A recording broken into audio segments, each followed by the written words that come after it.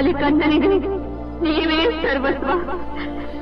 ಈ ನನ್ನ ಮಗ ದೊಡ್ಡವನಾದೊಡನೆ ಶತ್ರುಗಳನ್ನು ಧ್ವಂಸ ಮಾಡಿ ಪಲ್ಲವರ ಸೆರೆಯಿಂದ ಕನ್ನಡ ರಾಜ್ಯ ಲಕ್ಷ್ಮಿಯನ್ನು ಬಿಡಿಸುತ್ತಾನೆ.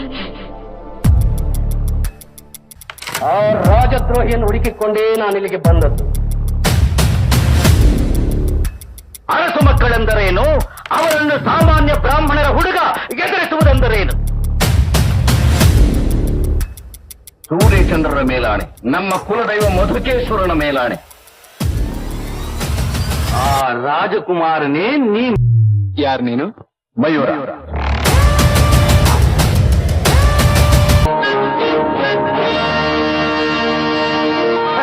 ಹೆದರಬೇಡಿ, ನಾವು ಕದಂಬರು, ಕನ್ನಡ ತಾಯಿಯ ಮಡಿಲಲ್ಲಿ ಬೆಳೆದ ಮಕ್ಕಳು.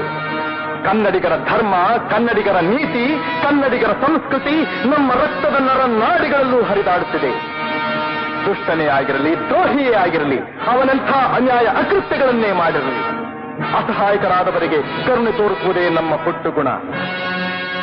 ರಾಜ್ಯವನ್ನು ಹೇಗೆ ಪಡೆಯಬೇಕೆಂಬುದು ನಮಗೆ ಗೊತ್ತಿದೆ, ಜ್ಞಾಪಕದಲ್ಲಿಟ್ಟುಕೊಳ್ಳಿ.